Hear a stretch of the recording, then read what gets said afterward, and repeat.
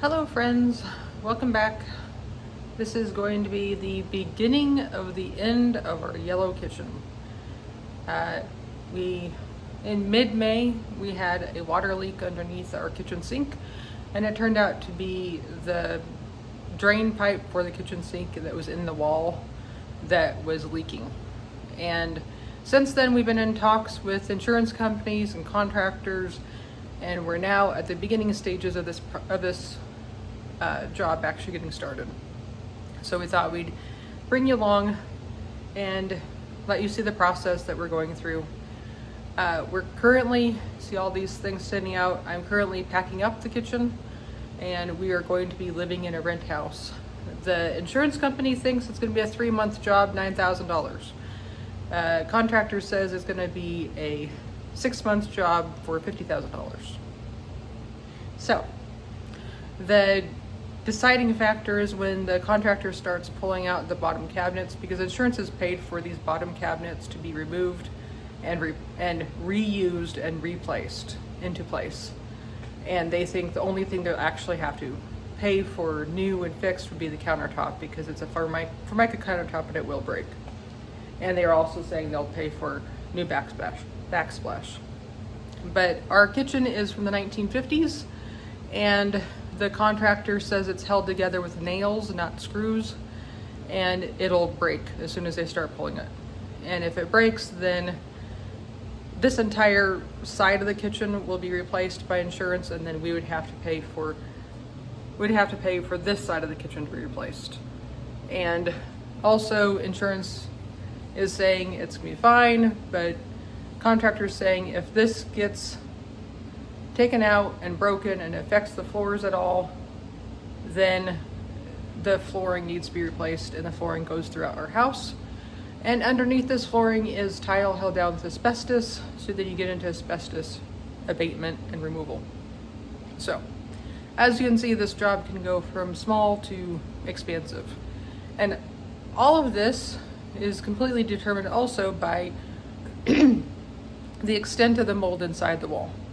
Because the plumber thinks it has not been going on for a short time. He thinks it's been leaking for a while. So, yeah. Even though this has been going on since mid-May, this is now the beginning of the actual process? I don't know. I'm tired. I've been packing for a couple days already. But we wanted to pause and show you where we started and show the process as we go through this. Like I said, we've secured a rent house. Insurance is starting with a 3-month lease, and then depending on how the project goes, we'll have the option of extending it month to month afterwards. So, before. So, like I said, insurance is paying to deal with the bottom cabinets, but the bottom cabinets are tied into the top cabinets. So if that affects it, then it affects all the upper cabinets. And then these are onto a fake soffit, so that could affect the soffit as well. But before pictures. And these are, like I said, 1950s cabinets, and the original owner was handicapped.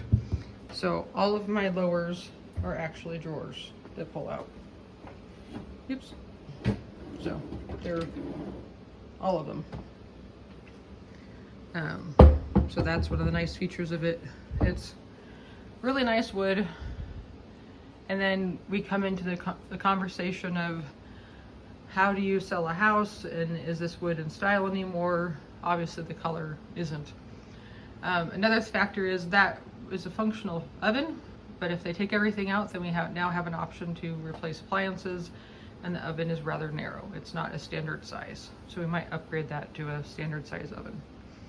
Then we have a laundry, cabinets above, little area. Another conversation was to expand the opening for the refrigerator, because people might have bigger refrigerators than we do. And you can see the refrigerator doesn't even really fit underneath.